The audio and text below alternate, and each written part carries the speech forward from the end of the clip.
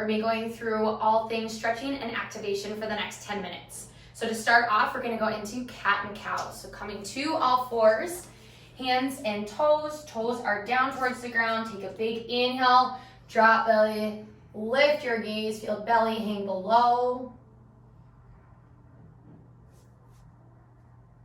As you exhale, push the ground up and away. Let your head hang heavy. Create space within your neck.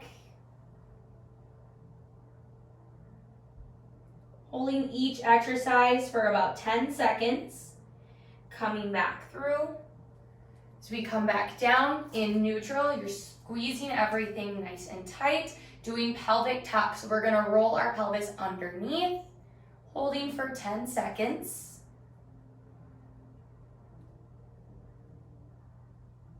And tilting your pelvis back, sending your booty up towards the sky. This is always so much harder than it looks. I'm already sweating. All right, coming back in towards neutral. We're gonna stay right here. Now we're gonna shift your weight, and we're gonna lift our right arm nice and high. We're gonna thread the needle on both sides. This is gonna help with the mid-back pain. So arm comes high, then arm's gonna come low underneath. Let your head rest onto the ground. Again, stretching through the mid-upper back region. The neat thing is it gets your low back too, though. It targets in through some of these piriformis muscles, which we don't think about when we do this one, but it's awesome. Of course, we have to balance out both sides. So we're gonna lift the right arm back to center, and then lift your left arm high. And rotate underneath. Once again, let your head rest on the ground. Let it take a break.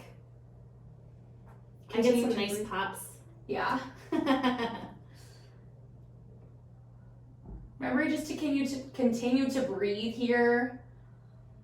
And we'll come back all the way up.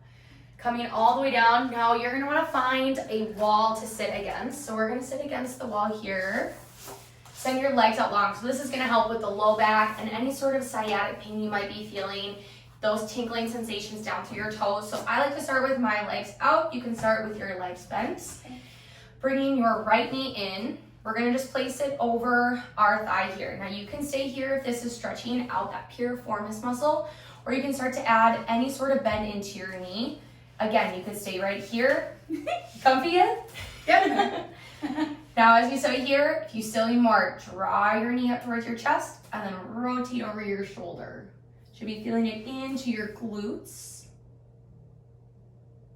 Oh, it feels so good. Oh, it feels amazing. This muscle too is the muscle that your sciatic bundle goes under.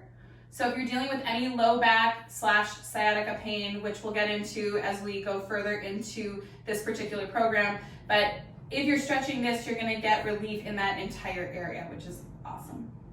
I think we should balance out both sides though. Should Drop we it do down. first? Oh yeah, drop it. Oh, we should drop it down. Okay, we're going to drop it. So we're going to drop it, getting a little bit more rotation, drop it to the opposite side. So right leg to the left side. Again, I like to pull my knee in a little bit. Can add a little upper rotation, stretching out the upper back here. Something amazing about adding the wall too for the counter pressure. It's different than when you're on your back. And we don't want women on their back when they're pregnant because of the vasculature on the back side, that inferior vena cava. So you don't want to be on your back for long periods of time. So I like this for pregnant mamas. And then let your leg go. And then we'll do it again on the opposite side. I like to keep my foot nice and relaxed. No reason to add any sort of knee pain to this situation. So once again, you can take any variation that feels good to you. If you want to add a rotation. This is my bad side. It is mine too. Really noticing that each side might feel different, and that's totally normal. That's totally okay. And if you don't have room for belly and you're struggling with this, you can always use a scarf. So you could be down lower like this, and you could use a scarf to pull the leg up. Just if you're struggling with space here. Shall we dip it over? Let's dip it. No reason, foot doesn't have to touch the ground. Wherever it falls is comfortable to you. That's where we want your foot to stay. Again, adding that rotation, you're gonna pull knee in and then rotate over and across. And this will create movement, like especially fluid movement in your low back. And when you do that, you create fluid imbibition through the disc itself, through that squishy stuff the squishy disc that's right between your vertebrae, that's the thing that's physically pushing on some of those nerve roots and creating a lot of pain. So when you do this, sometimes you take a lot of pressure off and you create fluid movement through the joint space. So it ends up relieving your low back pain a lot. Coming back up. So next we want to target the front of our hips here. It's really important that we stretch out the front of our, not the front of your back, I guess, the front of your body to stretch out the back of your body. So coming to a kneeling position, again, you want to have a wall here for stability. We're going to come all the way up and then bring your left leg forward, right leg forward. Start with the right. Yeah. Right leg forward. It ends up being nice for balance. And when you're pregnant, you want to take the balance factor out of it. You don't want to be wobbling like this. You want to hang on to something. And then just shifting forward, you're gonna feel this open right on the front side of the left hip. And then if you still need a little bit more, add a rotation. So coming to the opposite leg and then just add a rotation. You might hear some snap, crackle, pops. This muscle is your ILIOPSOAS, and it's attached to every low back vertebrae in your back. So every part of your low back and your front hip flexor region. So it's a really important muscle. Also why you have to usually give it a little bit of a twist to get it. Yeah, I really want you guys to keep your toes towards the ground too. So a lot of people might want to flex their toes up. Really try to keep your toes all the way relaxed on the ground. And we'll switch it to the other side, so swiveling around. You're good. Oh. Well, will Tetris? Yeah. Our feet?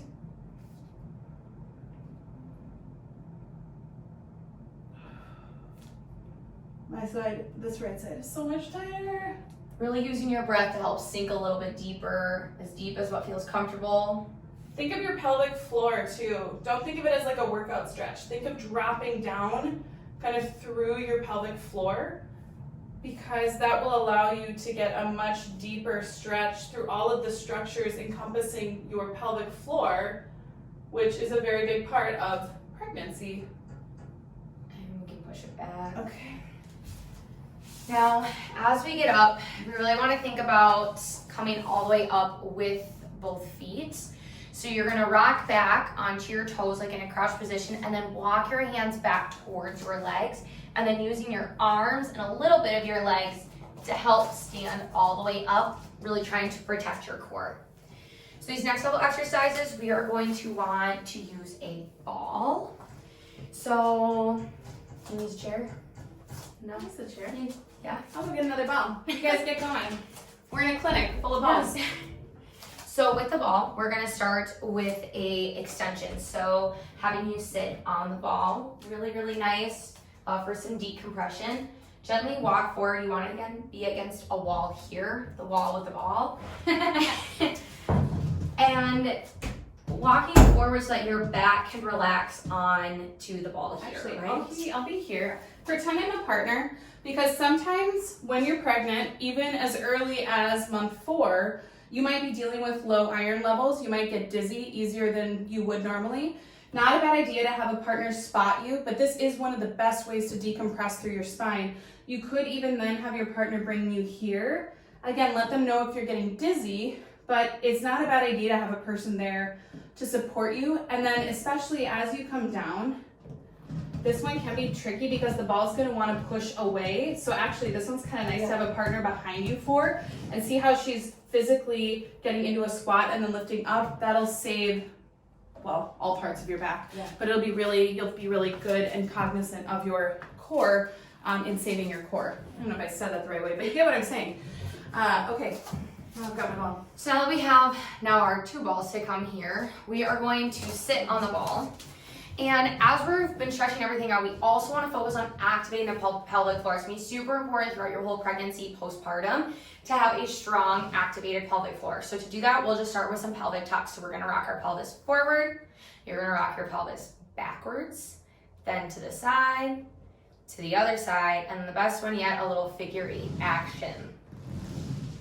So previously we were holding for 10, so think about this as just doing 10 in each direction. I've never done this with a person before. I feel like this is a bonding moment for people. It is. This is really fun. and move to the other direction. Can I Here do we it? go. Yeah, you can. Oh, yes, I can. It does take my brain some work, though, to get there. We're out of time, too. Oh, I know. So Stay people, tuned. well, yeah, stay tuned for next month because we'll get into sciatica stuff, which is similar but also different. And it's something that we see a lot of as you progress into the second and third trimester.